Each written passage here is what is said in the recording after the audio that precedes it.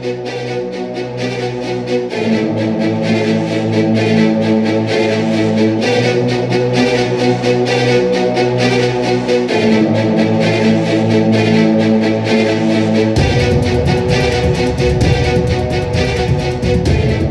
ocean can be unforgiving. One mistake, and steel bends under the force of nature. Recently, the BRP Antonio Luna, one of the Philippine Navy's pride frigates, returned from a training exercise with a dent on her hull. Critics asked, are our warships too fragile, too light to stand against the waves and against the weight of Chinese power in the West Philippine Sea? But behind that question lies a far more urgent truth. Right now, negotiations are underway. Hyundai Heavy Industries of South Korea is in talks with Manila for 2 more frigates, each 3,000 tons, each a vital piece of the fleet. The goal? To seal the deal before the year ends. If this happens, the Philippine Navy will not just double its frontline missile-capable fleet. It will gain the foundation for real deterrence, credible warships patrolling contested waters, ready to respond, ready to stand firm against a rising threat. This is not just about dents on a hull. This is about sovereignty, survival, and the very future of the Philippine Navy. Stay with me, because in this episode of Pinoy Guard, we dive deep into the history, the strategy, the costs, and the implications of this possible new frigate deal.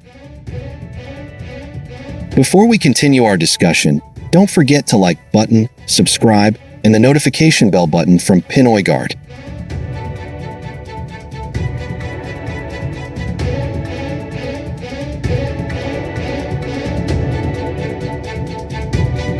Welcome back to Pinoy Guard. The story of Philippine frigates is not new.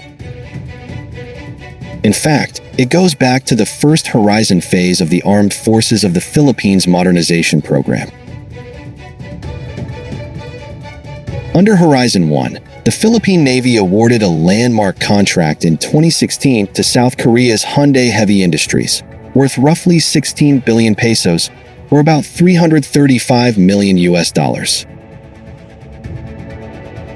This deal gave birth to the Jose Rizal-class frigates, BRP Jose Rizal and BRP Antonio Luna. Delivered in 2020 and 2021, these ships were the first brand-new missile-capable frigates in Philippine naval history. For a navy that had long relied on second-hand vessels, these ships were more than hardware. They were a symbol of modernization and a leap into the 21st century. Each vessel came armed with advanced sensors, surface-to-air and surface-to-surface missiles, and a combat management system that could integrate into broader fleet operations. For the first time, the Philippine Navy could credibly claim a deterrent capability in the West Philippine Sea. But modernization does not stop with 2 ships. Maritime defense requires numbers, presence, and persistence. A navy is only as effective as its ability to project power across multiple fronts at once. Now, reports suggest that Hyundai Heavy Industries and the Philippine Navy are in active discussions for 2 additional frigates, each displacing around 3,000 tons. According to information highlighted by MTN News, the goal is to complete the contract before the end of this year. If finalized, this would effectively double the number of Jose Rizal-class frigates, creating a core fleet of 4 frontline warships. For the Philippine Navy, this is not just an expansion. It is a long-awaited reinforcement of naval doctrine, building a fleet capable of sustaining dual battle groups, protecting sea lanes, and responding rapidly to crises in contested waters. The projected cost has not yet been disclosed, But if we take the original deal as a benchmark, 2 more ships could cost between 35 and 40 billion pesos, or about 600 to 700 million US dollars. Of course, inflation, supply chain pressures, and upgrades to combat systems could push this figure even higher. But the question is not only about price. It is about strategic necessity. Some may ask, why go back to Hyundai Heavy Industries and order the same class? The answer is clear: logistics, speed, and proven performance. The Jose Rizal-class is already in service. Crews are trained. Maintenance pipelines are established. Adding more of the same class avoids the steep costs and delays of introducing a completely new design. At the same time, it allows the Navy to focus on refining tactics rather than reinventing the wheel. Equally important is urgency. With tensions in the West Philippine Sea escalating, Manila cannot afford to wait 5 or 10 years for an entirely new ship design. These frigates are a practical, reliable, and timely solution. At around 3,000 tons, the Jose Rizal-class frigates are not the heaviest warships in the region. They are smaller than Japan's Mogami-class frigates or China's Type 052 destroyers. Yet size does not tell the whole story. These ships are balanced platforms. They carry anti-ship missiles, are prepared for vertical launch systems, and are equipped with modern radars and combat management systems. They are designed not as battleships, but as multi-role surface combatants capable of defending sea lanes, escorting convoys, and integrating into Allied task forces. And the next batch could be even better. With the Navy's growing experience, upgrades may include stronger radar, expanded missile loadouts, or even reinforced hull features to address lessons learned from recent incidents. Which brings us to a sensitive question: the BRP Antonio Luna. During a training exercise in Malaysia, the ship sustained a dent. Critics pointed to the damage and asked, are these frigates too fragile? How do they compare to Chinese warships that seem to shrug off collisions? The reality is more complex. Modern frigates worldwide are built with lighter materials and modular structures to maximize speed, fuel efficiency, and adaptability. A dent does not mean the ship is weak. In fact, it shows the hull absorbed the impact energy as designed, protecting vital systems. Chinese warships, especially older ones, often use thicker steel plating. This can make them appear more durable during collisions. But that comes at a cost: slower speeds, higher fuel consumption, and less flexibility. And let us not forget, China's frequent use of ramming tactics with its Coast Guard is not a measure of quality. It is a measure of recklessness. For the Philippine Navy, the Antonio Luna incident is less about weakness and more about learning. Training accidents happen in every navy, from the United States to Japan. What matters is how fast the crew responds, how effectively damage is contained, and how quickly the ship can return to sea. In those measures, the Antonio Luna performed well.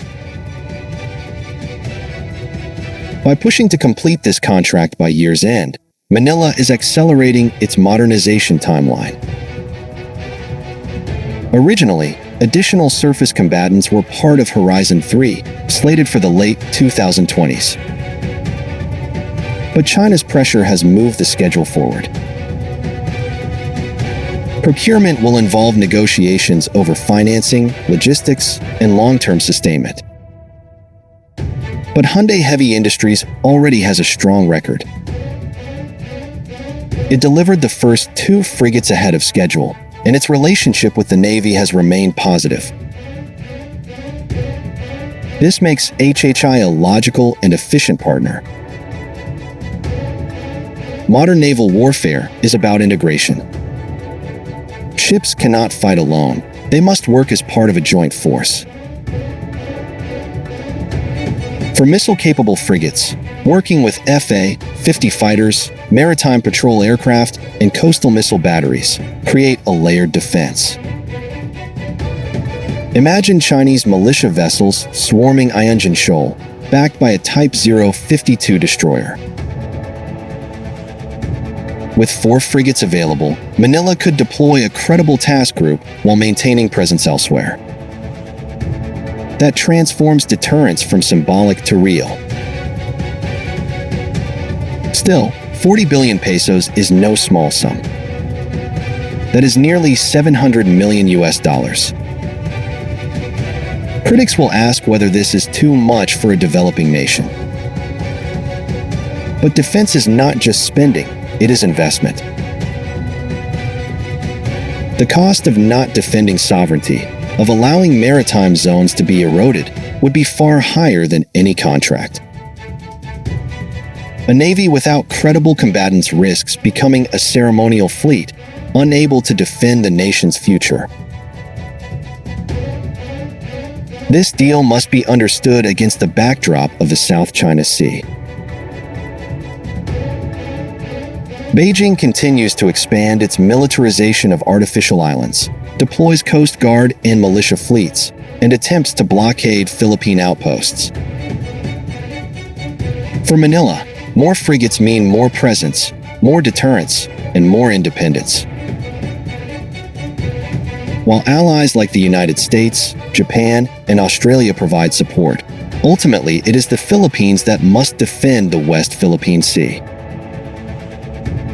For frigates, give the Navy flexibility, strength, and the credibility to stand its ground. There are, of course, risks. Budgetary constraints could slow the deal. Delivery schedules might conflict with other priorities, such as submarines or anti-submarine helicopters. And 4 frigates alone cannot balance China's massive fleet. But they are a foundation. Modern navies are built ship by ship, year by year, generation by generation. These frigates are stepping stones toward a fleet that can protect sovereignty and integrate seamlessly with allies. So why these frigates? Because they are proven, practical, and urgently needed. What is their quality? They are modern multi-role combatants, perhaps smaller than others, but equipped with the tools that matter most. In the Antonio Luna incident, a dent does not define a warship. What defines it is resilience, recovery, and readiness for the next patrol. If Manila secures this deal, the Philippine Navy will not just double its fleet of missile-armed frigates. It will double its credibility, its deterrence, and its ability to defend the West Philippine Sea. The question is not whether the Philippines can afford these ships. The real question is whether the nation can afford to wait any longer. This is Pinoy Guard. Always vigilant. Always watching the waters of our nation.